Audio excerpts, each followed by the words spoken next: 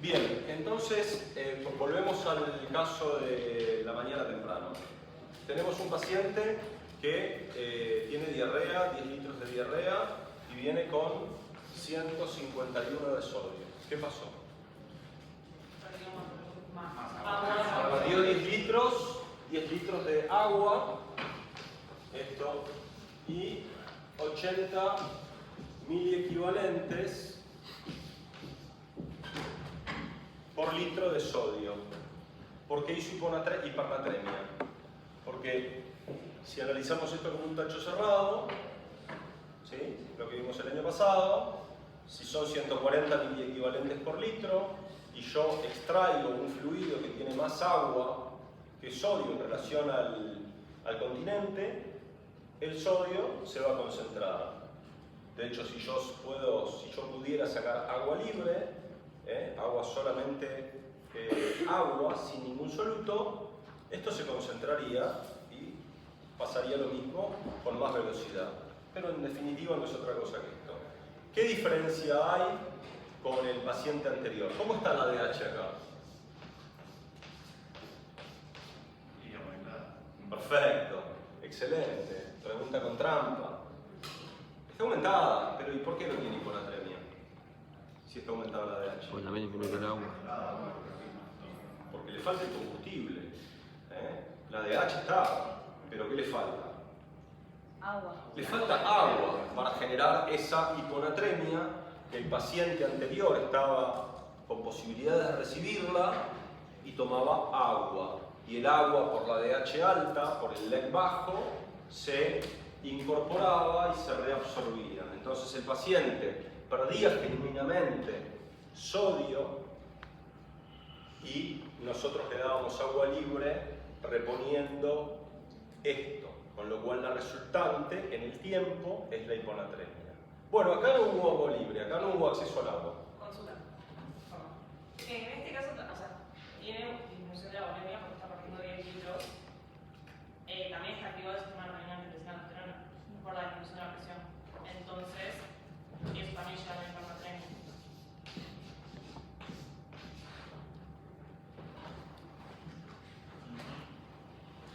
¿Qué más? ¿Qué más en este paciente? Sí.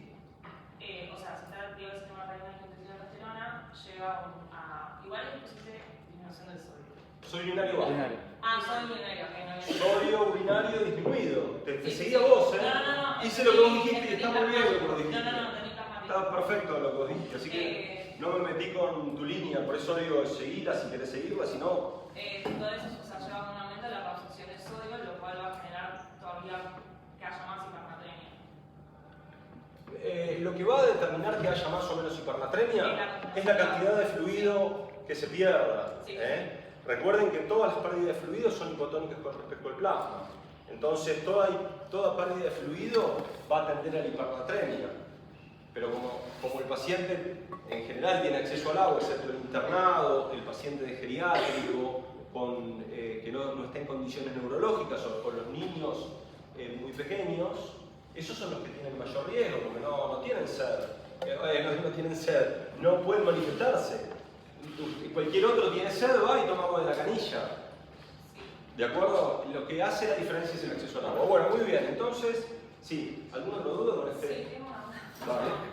Porque, viste que los estímulos para el sistema renal angiotensina son una disminución de la presión arterial, el simpático, o sea, beta 1, y una depresión del sodio a nivel del plasma.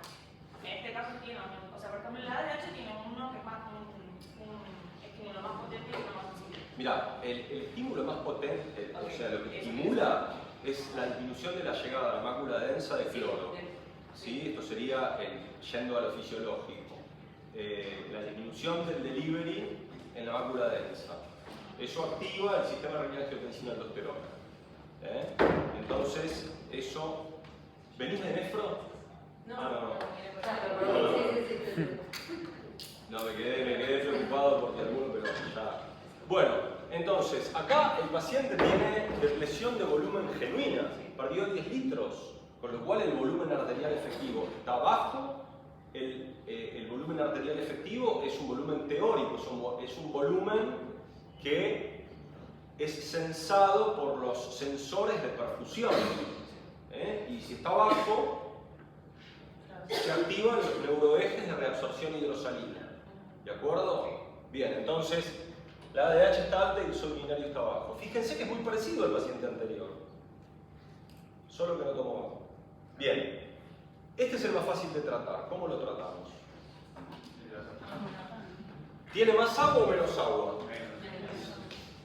Entonces, acuérdense que siempre esta preguntita antes de tratar un paciente con sodio es la base. Y lo hacemos en todos los escenarios. ¿Le sobra o le falta agua? ¿Le sobra o le falta sodio corporal total? Y entonces ahí yo voy viendo para dónde conviene ir. ¿De acuerdo? Bien, entonces acá lo que tengo que hacer es darle... ¿qué? Agua libre. Agua libre. Bien. ¿Le podría dar solución fisiológica? Yo te voy a preguntar, porque está perdiendo sodio también, y le das agua libre.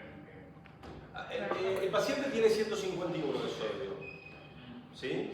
Y la solución fisiológica tiene 142. ¿Sí? ¿No sería mejor porque si no, como en el caso anterior, si le das solo agua, puede generar hipnotremia? ¿Y de qué puede depender que yo le tenga que dar solución fisiológica? O sea, si yo le doy solución fisiológica, ¿el sodio va a empeorar o va a mejorar? No, vamos a mejorar, pero más lento, ¿no? Va a mejorar. Más lento, perfecto, más lento, porque sigue siendo una solución hipotónica, pero más lento. Entonces, ¿de qué puede depender? Este paciente puede venir clínicamente de varias maneras, pero tratemos de hemodinámicamente dividirlo en dos formas. Si yo les digo que es un paciente que llegó, que en los últimos 3-4 días tuvo 10 litros de diarrea, ¿cómo puede venir? Hemodinámicamente inestable. O estable. Entonces, ¿de qué va a depender el primer fluido a utilizar en la hiponatremia con LED bajo? De la hemodinamia. ¿Sí? Si el paciente viene chocado porque tiene pérdidas que han superado la capacidad de redistribución de líquido por todos estos sistemas neurohumorales, de gasto cardíaco, bueno, entonces el fluido a elegir va a ser solución fisiológica, porque mi objetivo principal va a ser reinstaurar la volemia. Si el paciente viene hemodinámicamente estable, con pérdida de fluidos, mi objetivo va a ser mejorar la anatremia con agua libre. Cuando decimos agua libre es dextrosa al 5%, que no tiene sodio. Y entonces ahí tratamos la hiponatremia con LED bajo, dándole agua libre. ¿Sí? Ahora dijimos que perdió sodio también este paciente. Posiblemente también haya que reponer las pérdidas de sodio, con lo cual podemos utilizar lo que se llama solución al medio, que es una solución fisiológica a la mitad y mitad con dextrosa. ¿Sí?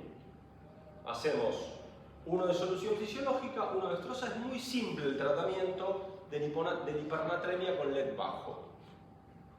Otra cosa que tenemos que tener en cuenta son las pérdidas concurrentes.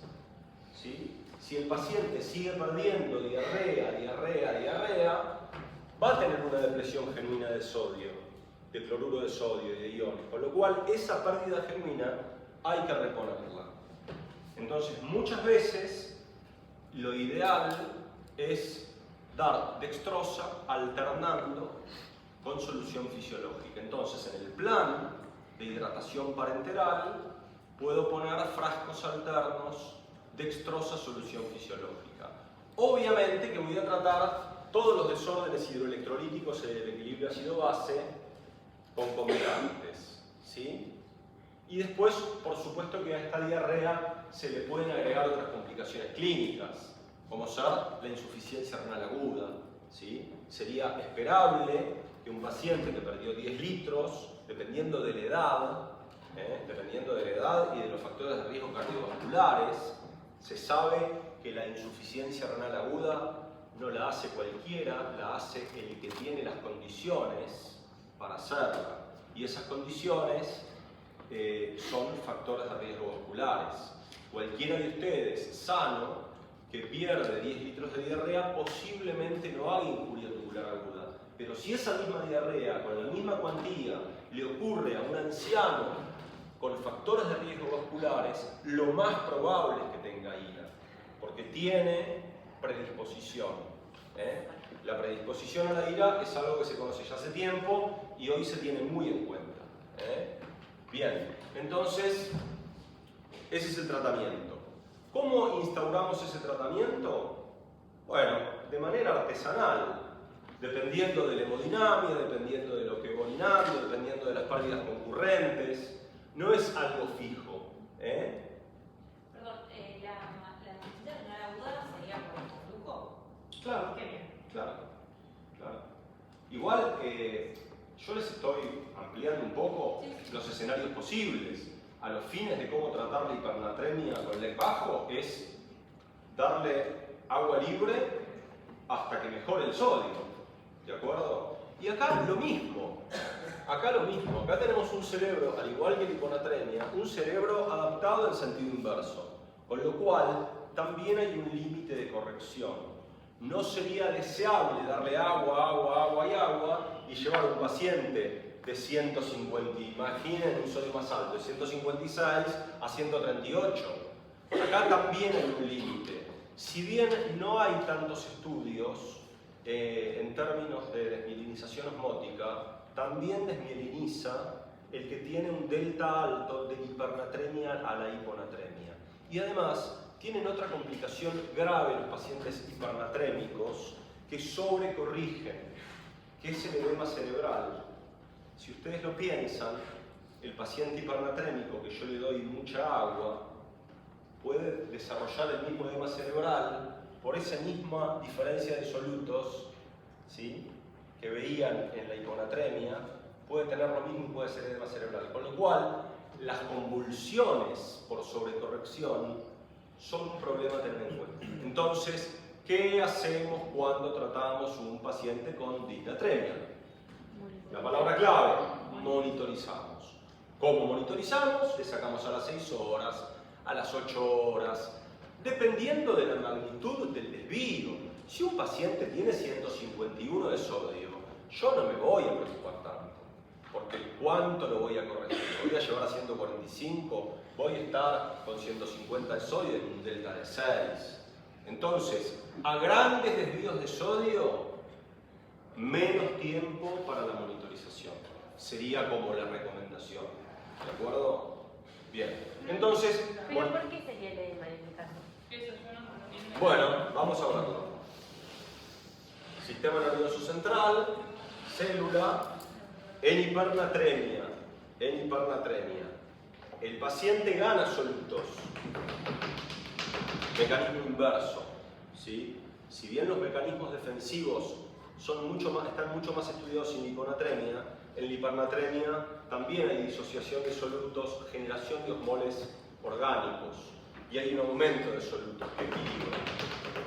Si yo rápidamente, dando agua, bajo esto, ¿para dónde va el agua?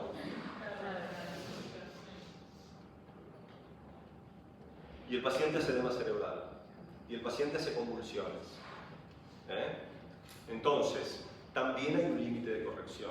¿De acuerdo? Bueno, un paciente con hipernatremia muy frecuente es el que viene con pérdidas genuinas de volumen. Tenemos otro extremo en donde, por diferentes motivos, la ADH no funciona. O porque el sistema nervioso central no la puede producir, que sería entonces falta de ADH central, o porque el riñón no puede responder a la misma. Falla de ADH renal o nefrogénica. Entonces, si el riñón no puede responder o no hay ADH, ¿qué va a hacer el túbulo colector?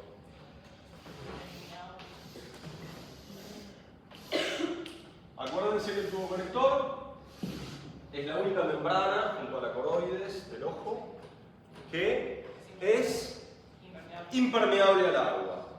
todas las membranas son permeables al agua. Y por eso el agua discurre en todas las células del organismo, ¿de acuerdo? Excepto en el colector. ¿Sí? Entonces, acá viene el segmento dilutor. Acuérdense de Fisio. Acá viene el segmento dilutor con lo que vimos recién, el asa, que es el gran responsable de que acá llegue un fluido tubular de más o menos 100 miliosmoles por kilo de fluido. Todavía no le decimos orina porque todavía no salió, es fluido tubular. Prontito va a ser orina. Entonces, si viene acá esta orina muy diluida por este segmento y llega acá a un túbulo que es impermeable, se va a eliminar diluida. Y entonces, si la ADH no se produce arriba o se produce pero no actúa, va a pasar esto. ¿Cómo se imaginan que este paciente va a llegar al consultorio? ¿O va a venir al hospital? ¿Cómo va a estar la osmolaridad plasmática de este paciente?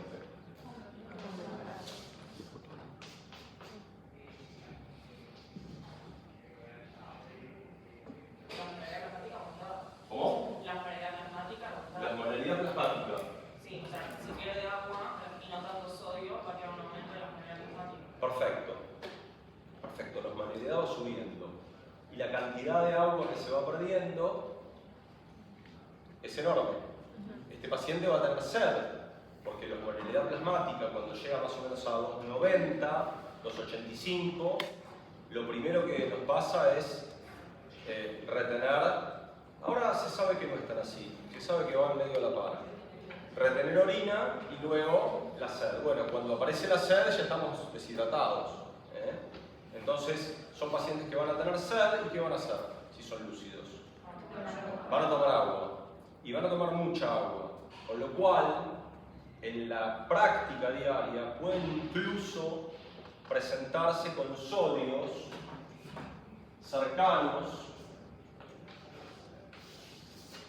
a la normalidad, 145. O sea, no pueden venir sin hipernatremia, pero clínicamente, ¿cómo van a venir?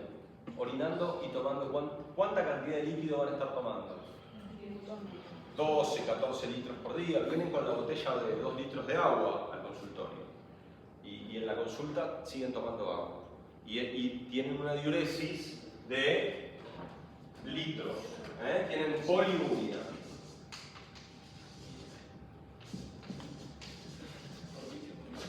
¿Y cómo va a estar la osmolaridad urinaria de estos pacientes que llegaron al segmento dilutor y no pudieron concentrar porque el agua quedó acá?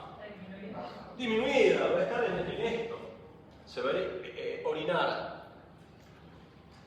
Poliuria, mucha cantidad de agua diluida con esta osmolaridad. Bien. Y aumenta la expresión de sodio, porque se aumenta, o sea, se toma mucho, yo pienso que se toma mucho líquido. La excreción de sodio es variable.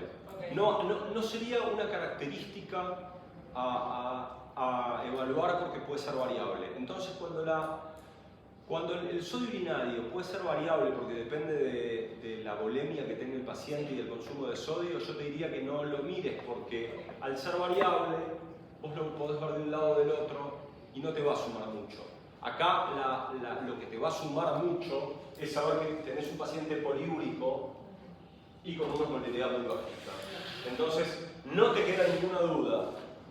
Además, el sodio está llegando a la hipernatremia, Sí. con lo cual no te queda ninguna duda. O no hay ADH o no funciona el efector. ¿Sí? Pero no hay... ¿Cómo salimos de duda de eso? ¿O cómo lo tratamos esto? Si no hay ADH, ¿cómo lo tratamos? Con un análogo. ¿Sí? Con un análogo de ADH. que se puede dar por vías intranasal, subcutánea, ¿de acuerdo? Y si el problema era central y le damos ADH, ¿qué va a pasar con esto? ¿Qué va a pasar con la osmolaridad urinaria? ¿Tu nombre? Diego. Diego, excelente, aumenta. Y entonces, un delta de osmolaridad urinaria mayor a 150 es diagnóstico. Hay diferentes puntos de corte, pero aumenta significativamente la osmolaridad urinaria. Es diagnóstico de diabetes insípida central. Si la osmolaridad urinaria no se modifica y el paciente sigue poliúrico, es que no había efector. Diabetes insípida nefrogénica, mucho más difícil de tratar, ¿sí? La diabetes insípida nefrogénica se puede tratar con AINES, que puede mejorar un poco la reabsorción de agua, pero es mucho más refractaria el tratamiento. Bien. ¿Cuánto cambia la osmolaridad urinaria? Y si el paciente tiene un problema central y no produce el hipotálamo ADH y vos le das un análogo, el paciente va a resolver el problema, porque le estaba faltando. En el riñón no había un problema, el problema era la falta de ADH. Entonces, al darle un análogo, bueno, vos le estás dando un análogo, abrís acuaporinas, acá tenés una tonicidad de 1200 y la osmolaridad urinaria, al abrir acuaporinas, el agua sí puede seguir su camino de reabsorción y mejorás, podés concentrar mejor la orina. Entonces vas a obtener un delta de osmolaridad urinaria. Suponte que tu paciente tenía una osmolaridad urinaria de 200, bueno, la podés llevar a 400, a 500, dándole este tratamiento, ¿sí? Y una consulta, es muy casual, pero dijiste que la nefrogénica se trata con AINES. La nefrogénica tiene la verdad es refractaria el tratamiento. Ok, pero en ese caso se trata con AINES por la vasoconstricción de la arterial aferente o por qué? Porque limita la expresión de agua por esos mecanismos de hemodinamia intrarrenal. Y se vio que aumenta la reabsorción de agua, sobre todo en la médula renal. Bien, vamos a una situación distinta. Vimos la hipernatremia por pérdidas y la diabetes insípida. Y la vamos a poner en el medio, no por casualidad. Supongamos que ahora tenemos... Una consulta con, antes de pasar a eso. Cuando decimos que la tratamos con AINES, o sea, un efecto adverso de los AINES que son nefrotóxicos, Sí. no es como... Sí, la diabetes insípida, mira, la diabetes insípida nefrogénica congénita se trata con indometacina. Y el gran problema que se ve con la indometacina es la insuficiencia renal. Y a veces es peor el remedio que la enfermedad. ¿Y ahí qué haces? O sea, la tratás... Sacás indometacina y que tomen agua libre. Que tomen agua. Que tomen agua. Sí, sí, los diuréticos tiacídicos pueden mejorar también un poco, pero no hay un tratamiento efectivo para la diabetes insípida nefrogénica. Claro. En general, suelen responder a dosis suprafisiológicas de desmopresina. ¿Ok? Si bien yo les dije que no responde, fui muy categórico. Podés probar igual y puede aumentar, no espectacularmente, pero puede aumentar algo de osmolaridad urinaria y aún así tener un efecto beneficioso. Vamos al tercer grupo, ¿sí? Y estamos siempre hablando de la hipernatremia fuera de la terapia intensiva, porque la hipernatremia en UTI es un capítulo aparte. Si quieren lo podemos ver, si hay tiempo lo podemos ver, pero es mucho más complejo porque es multifactorial. Lo podemos analizar. Pero vamos a la hipernatremia más clásica ambulatoria, ambulatoria o del paciente que viene a internarse, pero quiero decir, a los digamos, escenarios más individualizados de hipernatremia. El tercer escenario sería que aparezca un soluto X que arrastre ¿qué?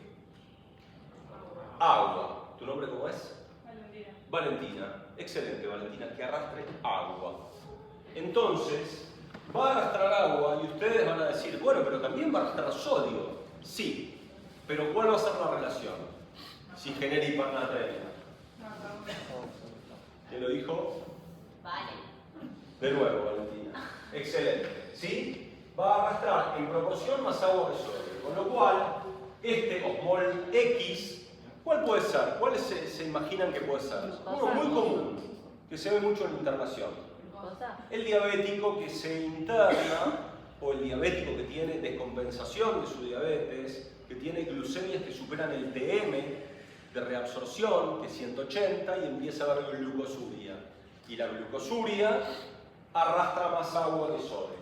Con lo cual van a ser pacientes que también pueden tener una tendencia a la depresión de volumen, se pueden en algún punto empezar a aparecer estos pacientes, o pueden tener elementos compartidos con los pacientes que tienen depresión de volumen, pero tienen un soluto. Y entonces, como tienen un soluto, ¿cómo va a estar la diuresis? Aumentada. Perfecto, va a estar aumentada. ¿Y acá cómo va a estar la diuresis?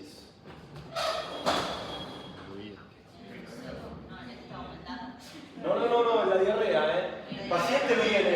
Paciente que viene de un geriátrico, de un hogar de ancianos, con 156 de sodio y con diarrea, que viene perdido. Claro, va a estar oligúrico. Dijimos que este paciente puede tener una ira oligúrica, incluso. Entonces, la diuresis va a estar disminuida.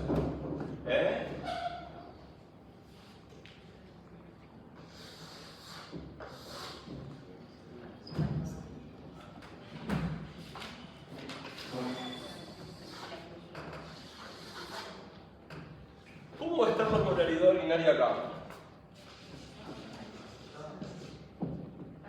¿Quién dijo aumentada? ¿Tu nombre?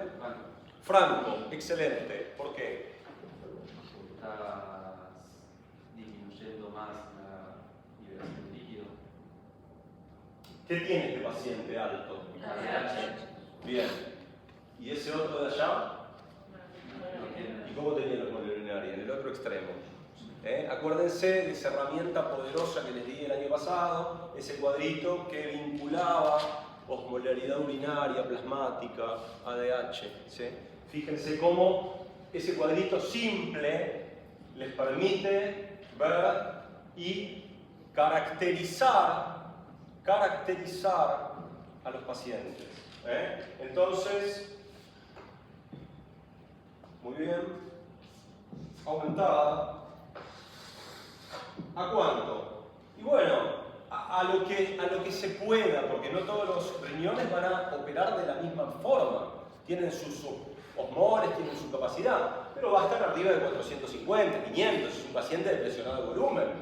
Mínimo 450, 500, 600, 800, dependiendo de su tonicidad, dependiendo de su estado de nutrición, dependiendo de un montón de cosas. Que yo a la hora de evaluar la osmolaridad urinaria tengo que tener presente, tengo que saber en quién estoy evaluando eso. Esto es un poco más avanzado, pero ya es empezar a poder ponerle una jerarquía a los valores, ¿sí? En función de en qué paciente está pasando eso. No todos van a abrir con 1200. No tiene 1200, algún problema. No, está alta. Más de 450, 500 está alta. ¿Y cómo va a estar la osmolaridad urinaria acá?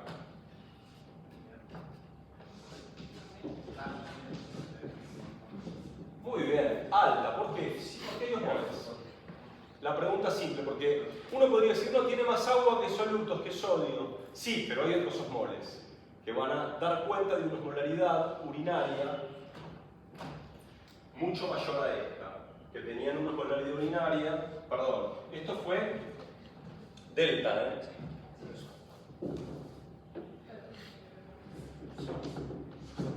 osmolaridad urinaria baja, menor a 250.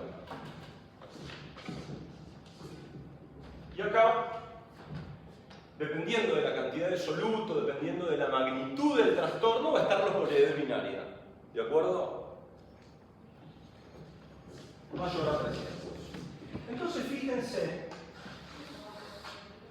que en azul pusimos los elementos que tenemos que tener cuando vemos un paciente hipernatrémico. vemos un paciente hipernatrémico y tenemos que tener claro el volumen de diuresis y clara la osmolaridad urinaria. ¿Sí? Y con esos elementos ustedes van a poder poner a los pacientes en estas tres categorías. Así como en la hiponatremia tratábamos de categorizar con el sodio urinario, obviamente la clínica y otros elementos, acá vamos a utilizar estos para definir dónde a priori tenemos a nuestro paciente. ¿Sí? En este último caso, la DH. Bien, en este último caso, perfecta la pregunta. ¿De qué va a depender la DH? Va a depender, primero, de la osmolaridad no, porque de la osmolaridad sí, y de qué va a depender si está poliúrico. Del volumen arterial efectivo. Bien, porque va a haber glucosa y va a haber agua. Va a tender a estar inhibida la DH, pero ojo, porque tenés una diuresis osmótica, y la diuresis osmótica está interviniendo en una disregulación del volumen, con lo cual podrías tener ADH un poco alta. Yo voy a contar porque no tiene una osmolaridad plasmática. No tiene, si es un diabético, tiene más glucosa en el plasma. Y la osmolaridad plasmática va a estar alta si Claro. tenés hipernatremia.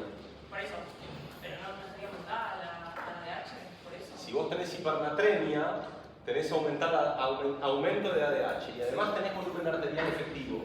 Sí. No sé si lo dije al revés, ¿qué dije? Que no está disminuida la DH. No, la ADH va a estar aumentada. Ah, ok, Aumentada. esa Sí, misma. sí. La ADH va a estar aumentada. Y depende mucho del grado de hipernatremia, que aumenta la ADH, y del volumen arterial efectivo. ¿Sí? Sí. Bien. Entonces, ahí estamos con la ADH inhibida y acá tenemos la ADH aumentada. La ADH no la van a medir, ¿de acuerdo? No van a medir ADH, no se mide ADH. Se puede medir fragmentos de la ADH, se puede medir copeptina. En algunos trabajos se utiliza, en la práctica clínica no. ¿Sí? Bien, entonces, tratamiento de la hipernatremia por diuresis de solutos.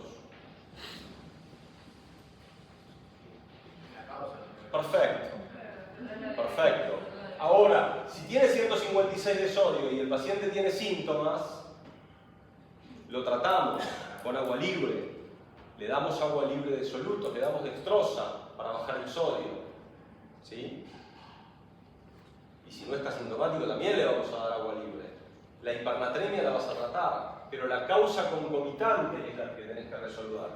Entonces, si el paciente tiene un osmol, como la glucosa, el manitol, urea en los cuadros de desobstrucción inmediata o salida de necrosis tubular aguda, alimentación parenteral con mucha carga osmótica, urea también. Bueno, es regular o controlar la fuente de ese osmol que genera el problema. Y en paralelo trato el sodio alto con agua libre, con dextrosa. ¿Sí? Una pregunta. Cuando hablamos de todas las soluciones de expansión, o sea, a mí, yo de curiosidad te pregunto, o sea, ¿qué soluciones hay para decir, bueno, esta es con mayor osmolaridad o menor? ¿Qué soluciones? ¿En qué sentido? De expansión. Vos tenés solución fisiológica. Sí. Para el sodio, para la insuficiencia renal aguda, vamos a hablar de otras soluciones. Para el sodio vos tenés solución fisiológica, dextrosa, que no tiene sodio, o agua de red o agua mineral, con bajo sodio. O agua de la canilla. ¿Sí? Se puede usar agua de la canilla. Por sonda, en un paciente que de pronto no tenga vía, le pones una sonda nasogástrica, lo podés tratar con agua, por sonda nasogástrica. Le podés dar solución fisiológica, en general el sodio se usa, o solución fisiológica, con clorurados, si lo necesitas para sacarlo de una hiponatremia como vimos en la clase anterior, o esto que les comento, ¿no? La dextrosa, que es agua sin sodio, o el agua libre.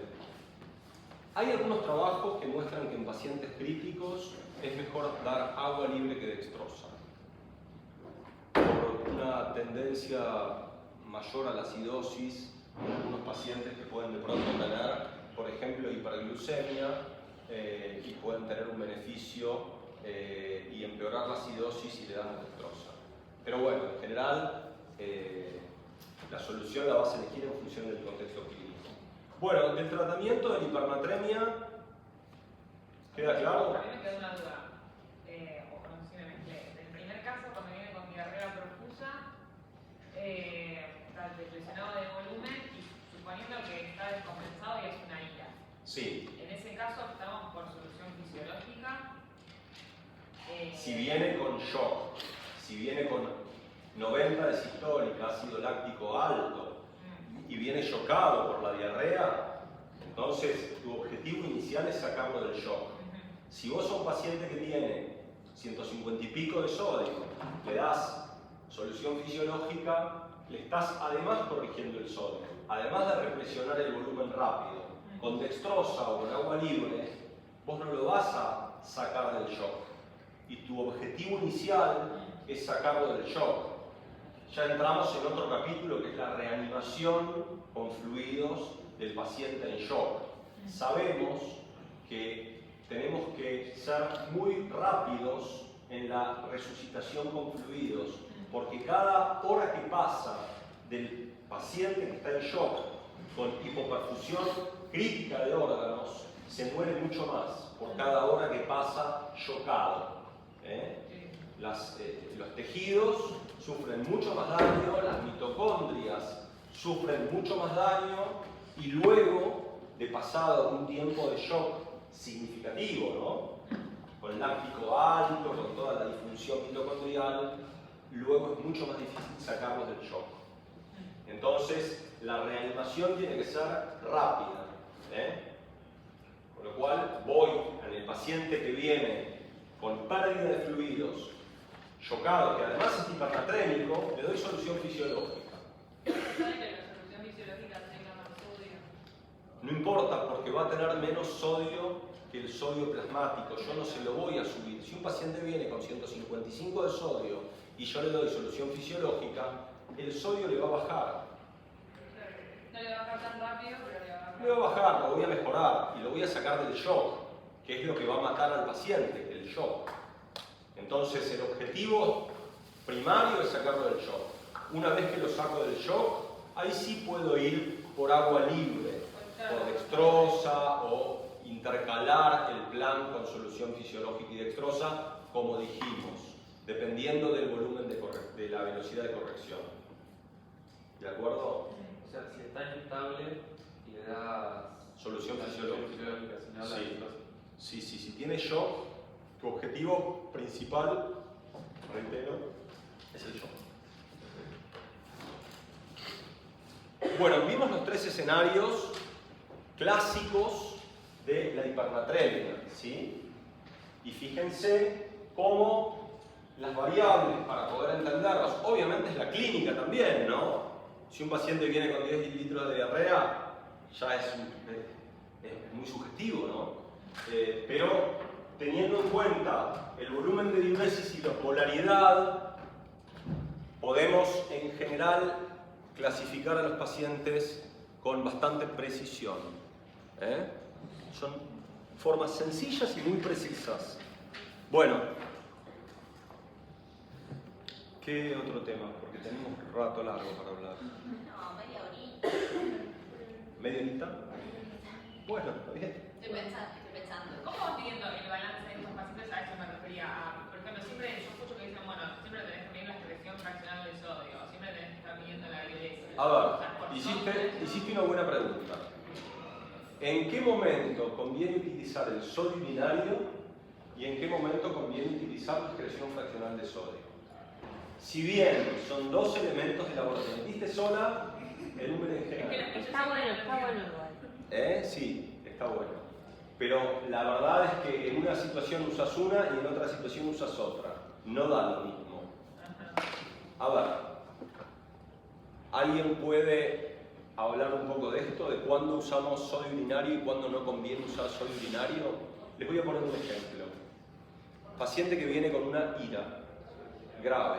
Tiene una necrosis tubular aguda y tiene una ira grave. ¿Sí?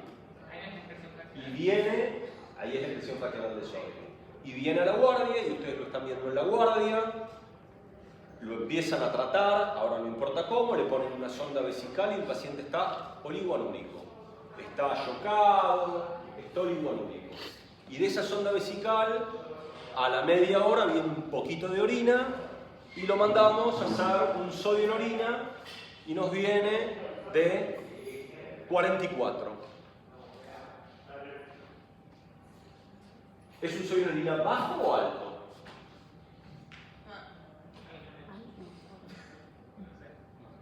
No, 44 es un sodio en orina alto.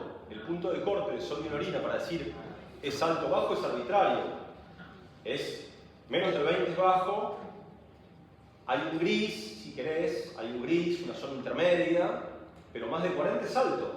Y yo te lo puse justo en 44, de malo que soy. ¿Por qué hice eso?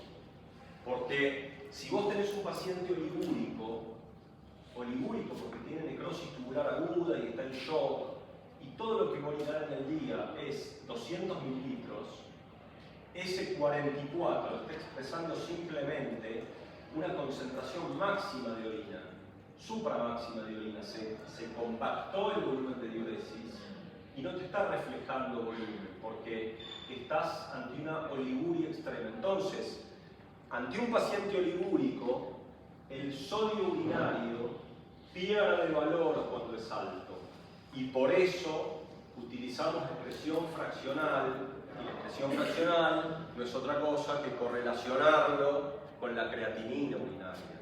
Y entonces ahí, sí, la creatinina urinaria va a despejar la incógnita del volumen, porque de alguna manera la creatinina urinaria lo que hace es permitir predecir un volumen urinario en una concentración. Entonces, utilizando la expresión fraccional, yo ahí voy a poder definir si ese paciente tiene realmente un sodio urinario alto o bajo. Lo más probable es que, dependiendo del caso, ¿no? Si es una necrosis tubular aguda con mucho daño, puede estar alto simplemente por la infusión tubular y ahí ya el tubo no lo está reflejando bien porque no funciona. Pero si el tubo está relativamente indemne todavía, te puede reflejar una excreción fraccional bajita, aún con un sodio urinario bajo. En el sodio pasa al revés. La excreción fraccional de sodio, para poder reflejar en un paciente en el otro extremo, con función renal normal, con diuresis conservada, para reflejar hipovolemia, el sodio, la fracción excretada de sodio tiene que ser muy baja, 0,01, 0,1. Entonces ahí sí el sodio urinario cobra valor y refleja mucho mejor que la excreción fraccional de sodio. Por eso en natremia, en sodio, utilizamos el sodio en orina para reflejar el LEC. Y en la ira utilizamos la fracción excretada de sodio, porque la vinculamos a la creatinina urinaria y soslayamos ese problema del filtrado y del volumen del paciente oligúrico. ¿Sí? Lo metiste vos en esta, ¿eh? Bueno. Uno me sirve para evaluar más. En la ira usamos la expresión fraccional. Y en las disnatremias con función conservada utilizamos el sodio urinario. ¿Sí? Bueno. Yo una pregunta, ¿en el edema cerebral se usa un monitor también o no lo mencionamos por...? Bueno, en realidad depende de la causa del edema cerebral. Yo no soy terapista. El manitol se usaba muchísimo antes y ahora se usa menos el manitol. Se sigue usando, pero menos. Hay otras estrategias para el edema cerebral. En general se usa el sodio hipertónico para el edema cerebral, se usa el manitol y también se usa la dexametasona dependiendo del origen del edema cerebral. Si es por metástasis, bueno, yo no soy terapista. Los usos específicos del manitol los tendría que revisar. Pero está en desuso el manitol. Antes se usaba muchísimo más el manitol. Bueno, la Z-solamida es una estrategia también, pero para causas más específicas, hipertensión endocraniana. Disminuye la producción de líquidos cefalorraquídeos, la Z-solamida. ¿Sí? Con lo cual es una estrategia, disminuye la producción de líquidos cefalorraquídeos, la Z-solamida. Bueno, volvamos a nefrología. Volvamos al edema cerebral en el paciente neurocrítico, que no es mi área. algo que quieran charlar de... Bueno, Nefro empezó y han tenido muchas clases como para tener dudas de otras clases, pero bueno, no sé. Si nos querés hablar un poco de potasio que viene después. Claro, por ejemplo, En general termino hablando de potasio después de la clase, pero Parece. me vienen a preguntar cosas siempre del potasio, siempre genera dudas el potasio. El potasio es bastante simple, el sodio es mucho más difícil. El potasio es bastante más fácil de entender, es un esquema el potasio. pero es un rango mucho más estrecho también. ¿Eh? Es un rango mucho más estrecho también el potasio. Sí. No, pero me refiero a que, bueno, los mecanismos son más claros, me parecían más claros, más lineales. El tema es que también está todo el, o sea, cómo se va con el balance interno. Sí, con el balance interno. Ahí complica. Pero el balance interno en general lo conocés, porque el balance interno no lo tenés que inferir, el balance interno lo generaste vos, porque son las indicaciones médicas el balance interno, entre 4 o 5 posibilidades clínicas muy conocidas, la hiperosmolaridad, el pH que tenga, todo lo podés ver, ¿sí? La hormona tiroidea, y después es todo lo que vos le das, el beta agonista, son todas cosas que vos le estás escribiendo en la historia clínica, las tenés que ver, las acabas de escribir. El balance interno es más fácil de poner de manifiesto. En general, el balance interno no debiera generar problemas. Es una lista de 6 cosas el balance interno del potasio. Y te vuelvo a decir, no están encriptadas, se ven, las podés medir, las podés objetivar. Ahora, bueno, hay que conocerlas. Sí, por eso. Como algunas cosas en medicina que hay que saber. Hay gente que para mí es medio conflictivo saber que tenés potasio total corporal normal, pero tenés una hipocalemia. Claro, bueno, está bien, está muy bien lo que decís. O sea, el caso de la cetoacidosis diabética, que es el ejemplo paradigmático de esto, ¿no? Si nosotros vemos los estudios que están hechos en pacientes con cetoacidosis, que hay un montón de estudios, ya ahora hace mucho que no leo estudios nuevos, pero en la década, en el 80, en el 90 se estudiaba mucho esto. Y veían cómo llegaban los pacientes con cetoacidosis diabética. Y los pacientes con cetoacidosis diabética llegan como, estamos hablando del potasio, ¿no? Obviamente llegan con la cetoacidosis, eso no, el potasio. Normal, calemia, concentración, múltiplo choice, bajo, normal o alto. Bajo. La que No. Acá dicen bajo. ¿Cómo llega el paciente? ¿Quién dijo bajo? Ojo. ¿Cómo llega el paciente con la concentración de potasio? Vos vas a tener razón al final, siempre tenés razón al final. Al final te tengo que dar la razón. Va el Baptán, va abajo. Pero ¿cómo llega el paciente? Alto normal. Y esto está estudiado con cientos de pacientes con cetoacidosis diabética y un montón de trabajos. Medicina basada en la evidencia. ¿Y por qué tienen el potasio de normal a alto los pacientes con cetoacidosis? Cuando llegan. Pero tiene razón ella, tienen poco potasio corporal total y van a ver gravísimas hipocalemias cuando empiecen a tratar a los pacientes.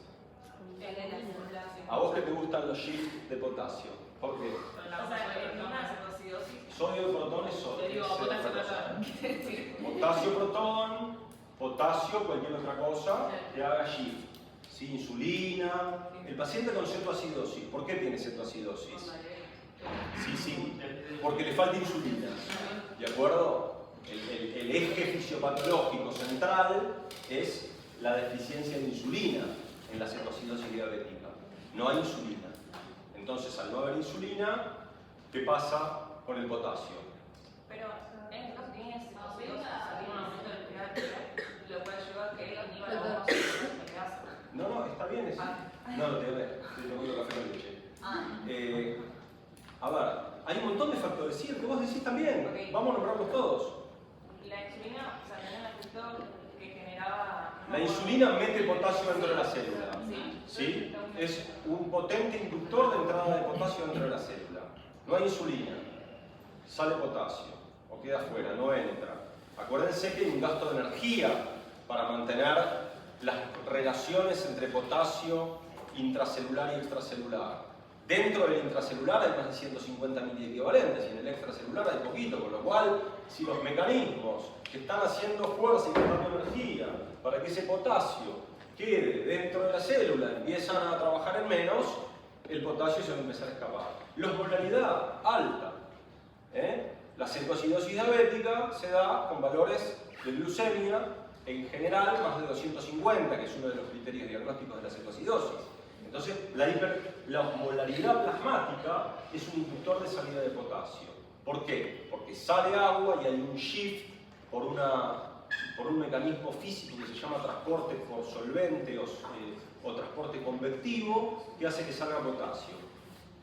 ¿Por qué otro motivo? Vos hablabas de la acidosis. Sí, que lleva a un aumento de lo que es la concentración de metones en el extracelular, lo cual genera que El protón sí. entra a baferiarse. Sí. Y entonces si el protón entra a baferiarse, No entra el potasio, porque por la para mantener la electroneutralidad, el protón es positivo, entra a baferiarse, sale potasio.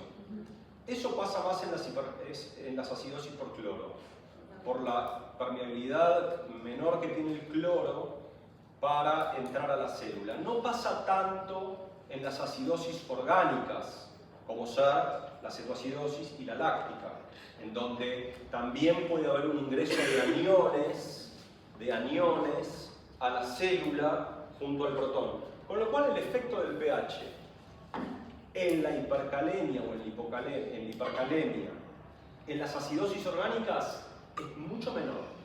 Sí te lo tomo para la acidosis por cloro, que ahí como el cloro no entra a la célula, el potasio tiene que salir de la célula en gran cantidad, en gran magnitud para poder mantener la electroneutralidad. Ahí sí.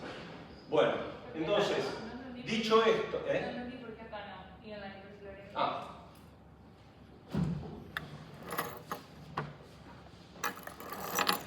Esto lo van a ver hoy. Sí, pero... Bueno. Sí. Perfecto, pero bueno, nosotros tenemos aumento de protones, esto es acidosis, ¿sí? Ustedes saben que en las acidosis el 50% del bafereo es extracelular, ¿sí? ¿Cómo se baferea? Con muchos buffers, pero el más potente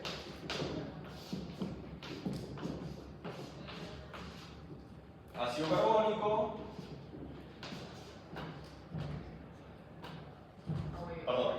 perdón, se dice así, sí o sí, así no lo pareo. El agua y el dióxido de carbono, ya saben cuál es el curso que toman, ¿de acuerdo? Bafereo extracelular. Pero acá adentro también viene el protón a baferearse. El 50% del bafereo de una acidosis es intracelular. Si el anión fuese un anión orgánico, como el cetoácido, el cuerpo cetónico, que sería el anión del ácido disociado, el anión puede entrar en la célula. Y si entra en la célula, mantiene mucho más la electroneutralidad, Valentina. Y eso hace que el potasio no tenga que salir para mantener electroneutralidades. Si la acidosis fuera a cloro, el cloro es impermeable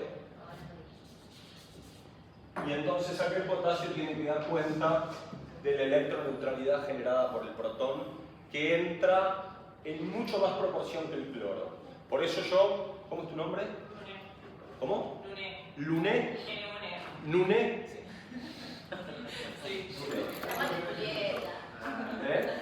Bueno, como decía Luné, las acidosis son causa de hipercalemia, pero las orgánicas no tanto por esto. Las acidosis a cloro, ¿sí? Las hiperclorémicas, mucho más. Y esa es la explicación. Entonces, por ejemplo, si yo tengo diarrea, pérdida de base, aumenta el cloro, no necesariamente va a causar con acidosis. Si vos tenés diarrea, Sí. ¿sí? ¿Qué perdés?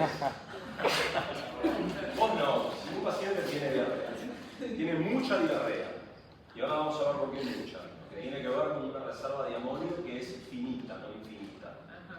Si vos tenés mucha diarrea, muchos litros de diarrea, Sí. ¿qué perdés? ¿Protón o bases? Bases. ¿Qué queda? Cloro y protón. Acidosis hiperclorémica. Entonces la diarrea es una causa de acidosis hiperclorémica. Seguí con tu pregunta, lo que querías preguntar. ¿O se resolvió? necesitas.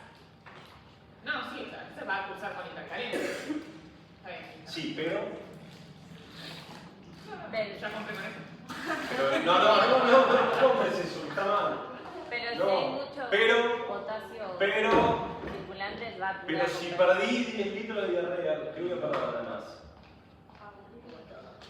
Estamos con el potasio ahora, ¿no? Potasio. ¿Ok? Entonces en general el paciente viene hipocalémico. Porque además perdió potasio en la diarrea. Diferente el vómito. ¿Qué se pierde en el vómito? Se pierde protón. ¿Tu nombre? Micael, excelente. Se pierde protón. Entonces el paciente va a tener alcalosis metabólica. Y ese protón que se perdió genera, ustedes saben que cuando se genera ácido en el estómago, mol a mol se produce el protón y por otro lado bicarbonato. Y ese bicarbonato se va a liberar normalmente cuando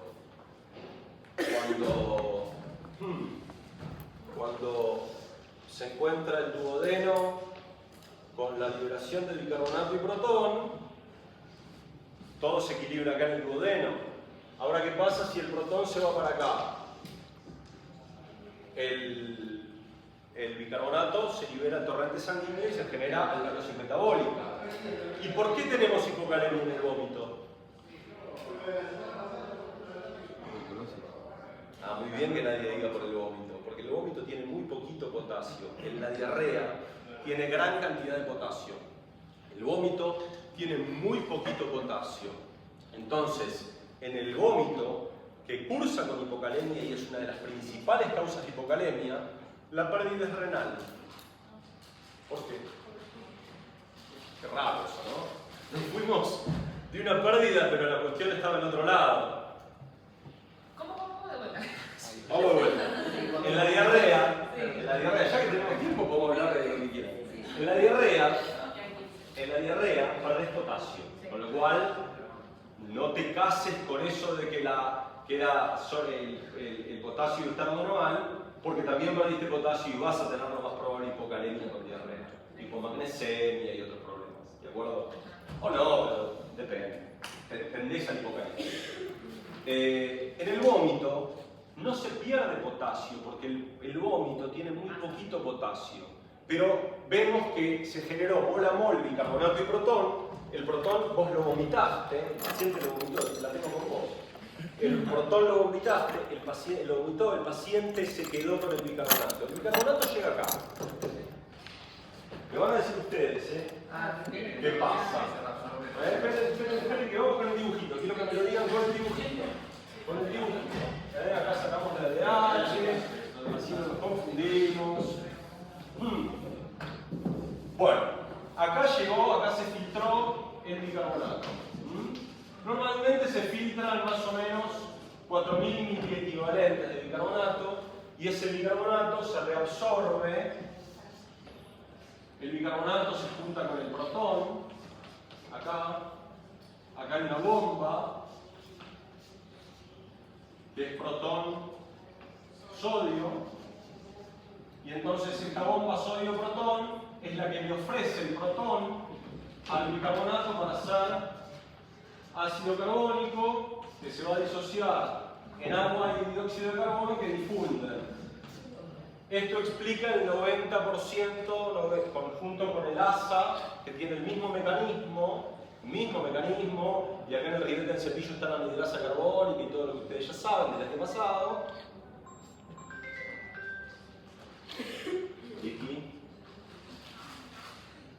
Vicky.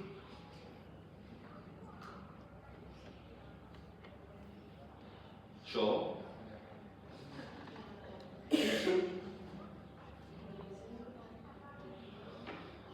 Sí, casas. En cónsul, claro. Sí.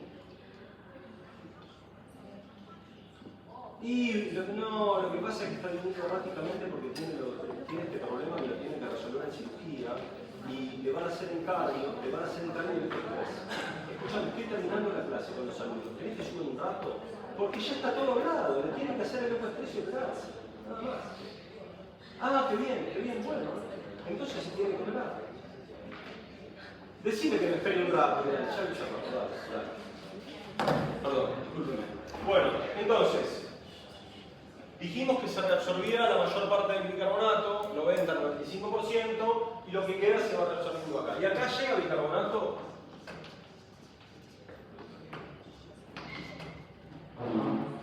En una situación normal. Muy poquito, casi nada llega. Casi nada, ínfimo, y en la orina ya casi que no hay bicarbonato. Se reabsorbe el bicarbonato.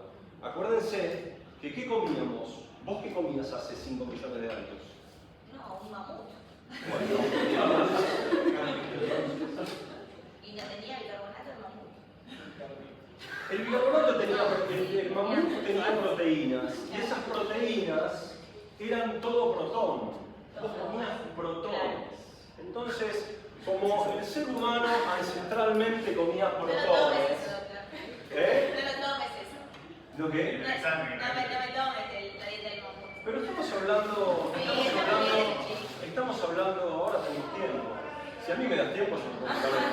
Ya a mí me sobran 5 minutos y yo llego, siempre confluyo en el mamut. Es así. Bueno, entonces si vos acá tenés una carga de protones, enorme carga de protones, el ser humano se especializó en dos cosas. En conservar el buffer, que le va a cuidar de la acidosis, y en conservar la proteína de ese mamut. Y por eso el riñón es especializado en eso. Cuando veamos glomerulopatías, vamos a hablar del bóxito y la conservación de proteínas, y el mamut. Y ahora vemos de qué forma estamos preparados para no perder este bicarbonato, que es un bien preciado. Y entonces, por eso estos mecanismos tan eficientes. ¿Sí? Ahora bien, si nosotros tenemos un exceso de bicarbonato que no es ancestralmente de la dieta y tenemos un exceso de bicarbonato que supere el TM de reabsorción de bicarbonato, que es 28, ¿sí? Por una alcalosis metabólica generada por lo que vimos acá, entonces este bicarbonato sí llega acá, porque supera el TM, se filtra un montón y se supera ese TM y llega a la bicarbonaturia acá, que normalmente no está acá. Y esto es negativo. Y entonces ahora lo llevo a la clase de sodio del año pasado. ¿Cuáles son los tres, y me voy, cuáles son los tres elementos que acá regulan el movimiento? Estamos en una célula principalmente intercalada. Bomba de sodio, potasio, nucleasa, ENA y potasio. Principalmente intercalada.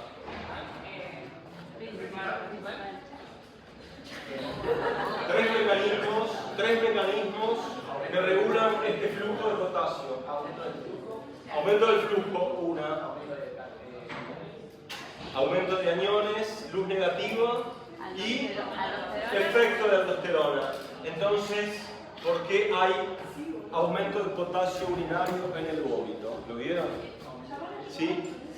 Bueno, doctores. Miren que del mamut pasamos a cosas más raras, mejor cortemos acá. Claro, ya estamos, ¿no?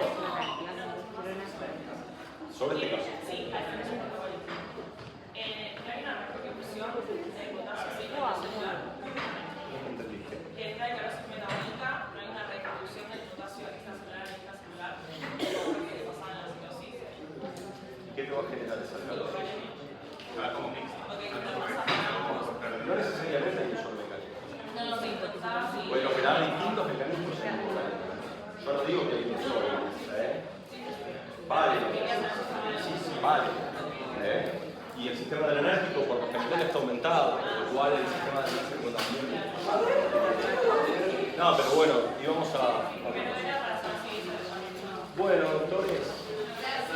Muy bueno, gracias.